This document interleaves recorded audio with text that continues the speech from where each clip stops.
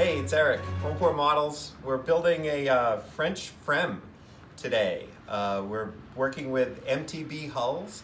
It's a two-piece hull. I know there's a lot of issues that people think that there's a lot of problems when hulls come in two pieces, but we wanted to show you how easy it is to put together a MTB hull once it's in two pieces.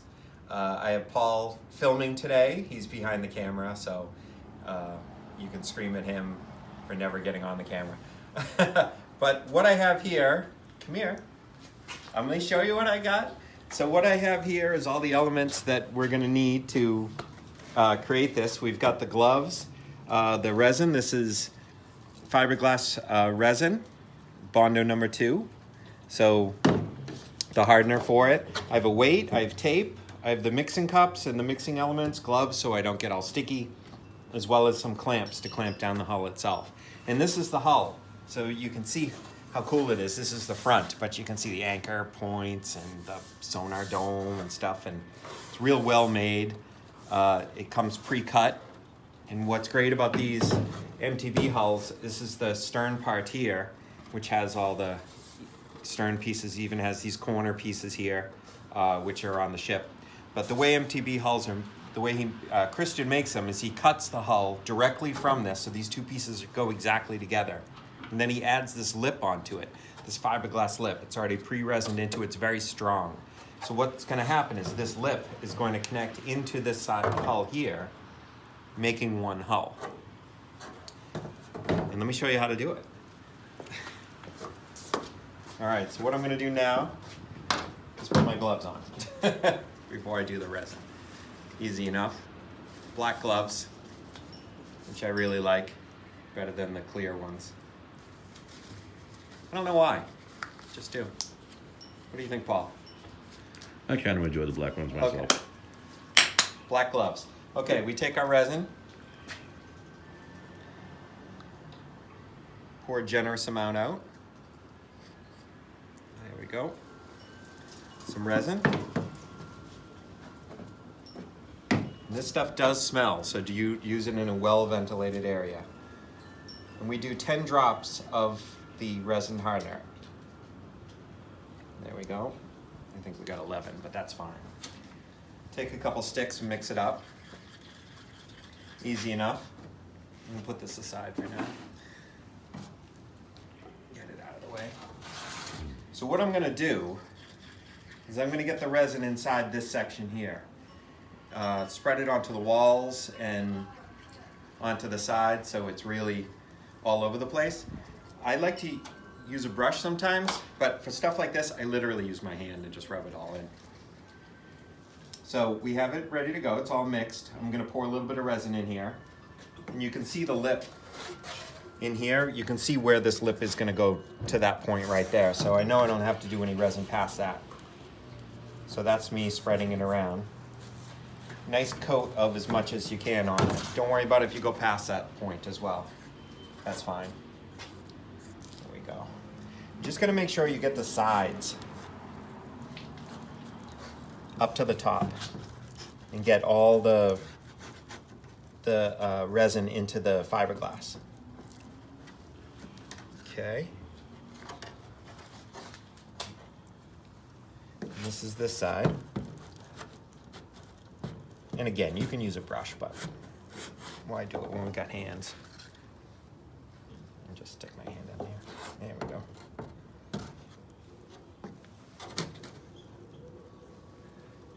A little on the top, there we go. All right, so I've got it all in. Nice good coat inside there. I'm gonna put a little bit more in the bottom. There we go. Since I have a little resin left over. All right. So that's the resin coat right there. What you do is you find a flat, even point. You can see this desk here does have a pivot point, but I want to try to keep it as flat as possible. So I'm going to take this. I'm going to just slide it into place. And you can see it's already started to grab. What I want to do is add a weight to it, just to keep it together. And what I like to do is add a piece of tape around it as well. But you want to check the top and make sure that the top two sections are nice and even, which they look like they are. Geez, I don't even think I need tape for this.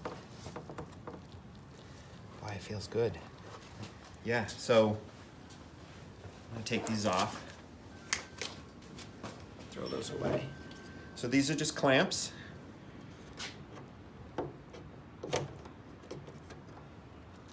Clamp up the top. I like to have tape ready and tape it up just in case. Actually, I could probably tape it. I like to tape it if it's a long hull. If it's hanging off really far, you could tape it up. Once you get these sides, you can see it in here. See this crease? And you want to get that as tight as possible. And the tape will definitely do that. We'll bring it together. I'm not so worried about it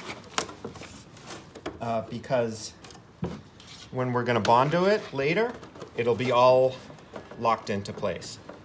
It does have a little bit of a gap to it, so let's tape it. I can feel like it should be.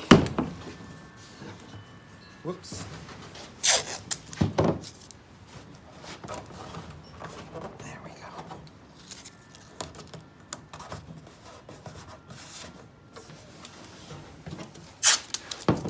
As well as this side.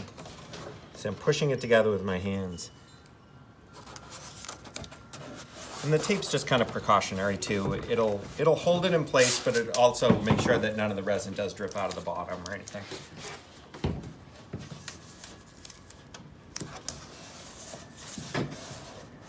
There we go.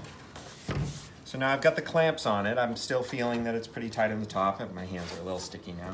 But what the weight does, it just presses on the bottom and holds the weight down on the very bottom of the hull. And what else I do, these clamps are a little longer, so I just like to add them as a little extra piece. I'm gonna have to do it this way. There's a little bit extra down on more down towards the bottom of the hull. And that's it. In 24 hours, we'll have a whole hull. As you can see, it's not so bad. Let me just double check it.